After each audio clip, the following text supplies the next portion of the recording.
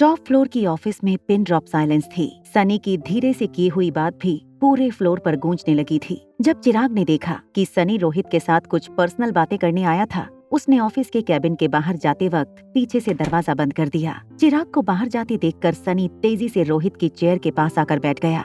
जरा सोचो रोहित भैया, एक क्यूट प्यारी गुड़िया जैसी बेटी क्या आपको नहीं चाहिए? सनी, तुम कहना क्या चाहते हो? रोहित को ऐसा लगा कि सनी उसे कन्विंस करना चाहता है कि अगर आर्यन अपनी जिंदगी एक लड़की बनकर बिताना चाहता है तो आखिर उसमें बुराई क्या है।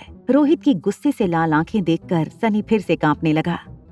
रोहित भैया, मैं सच कह रहा हूँ, ऐसा हो सकता है? बताइए ना, आपको एक बेटी हो तो आपको कैसा लगेगा? जल्दी बोलो, तुम क्या कहना चाहते हो? आपके पास एक बेटा और एक बेटी दोनों होंगे। सनी, क्या कहना चाहते हो तुम? मतलब क्या है तुम्हारा? क्या तुम पागल हो गए हो? सनी रोहित की आवाज सुनकर इतना डर गया था कि वो जो कहना चाहता था वो कहने के लिए उसे शब्द ही नहीं मिल रहे थे।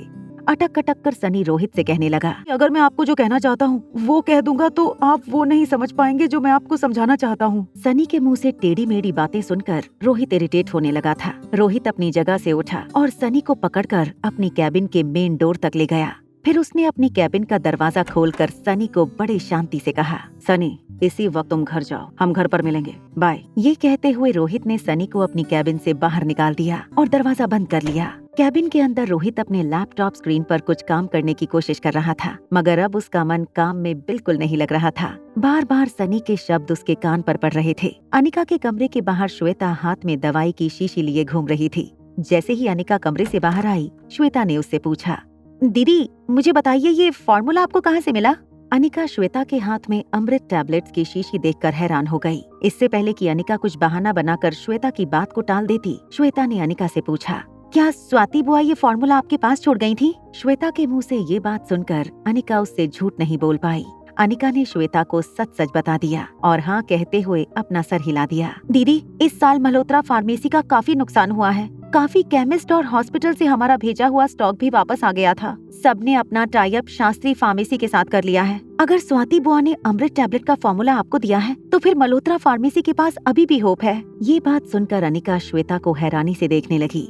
थोड़ी देर सोचने के बाद अनिका ने श्वेता का हाथ पकड़ा और उसे अपने बेडरूम में ले गई। फिर बेडरूम के कोने में राइटिंग टेबल पर अनिका एक कागज पर कुछ लिखने लगी। थोड़ी देर बाद उसने वो कागज श्वेता के हाथ में दे दिया और कहा, इस कागज में अमृत टैबलेट की फॉर्मूला लिखी है।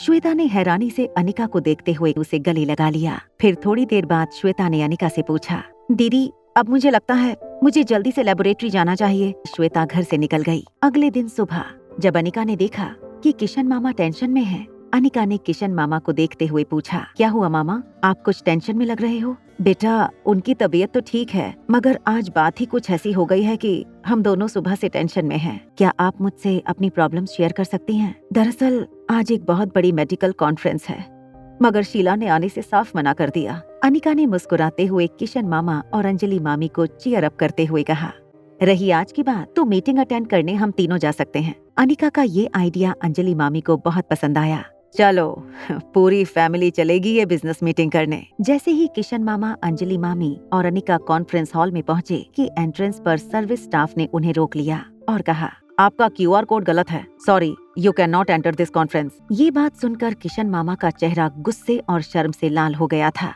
ये बात साफ थी कि कल्याण शास्त्री मल्होत्रा फार्मेसी को नीचा दिखाने के लिए किसी भी हद तक जा सकता था। प्लीज सर, अगर आपके पास वैलिड इनविटेशन नहीं है तो यहाँ खड़े रहकर बाकी के गेस्ट का रास्ता ना रोकें। जरा रुकिए 1 मिनट, रुक जाइए 1 मिनट।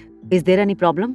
अरे बेटा, कुछ नहीं, छोटी सी मिसअंडरस्टैंडिंग हो गई है। डोंट वरी, मैं अभी मिनिस्ट्री में किसी से फोन करके आपकी एंट्रेंस क्लियर करवाता हूँ। आपको कहीं जाने की जरूरत नहीं। बेटा रहने दो, छोटी सी बात के लिए क्यों सबको तकलीफ दे रहे हो? तभी रोहित को एक अर्जेंट कॉल आया। कॉल अटेंड करते हुए रोहित और उसका सेक्रेटरी चिराग थोड़ी दूर चले गए। किशन मामा और अंजलि मामी फोन में बिजी अनिका से कहने लगे, चलो बेटा घर चलते हैं। तभी पीछे से एक लड़की की आवाज आई, प्लीज रास्ता क्लियर कीजिए, ये एक हाई प्रोफाइल मीटिंग है, यहाँ अनइनवाइटेड लोगों का कोई काम नहीं। आगे की कहानी जानने के लिए देखें अगला एपिसोड सिर्फ पॉकेट FM के YouTube चैनल पर। और एक लड़की को देखा तो के सारे एपिसोड को सुनने के लिए डिस्क्रिप्शन में दी गई लिंक से डाउनलोड करें पॉकेट FM ऐप।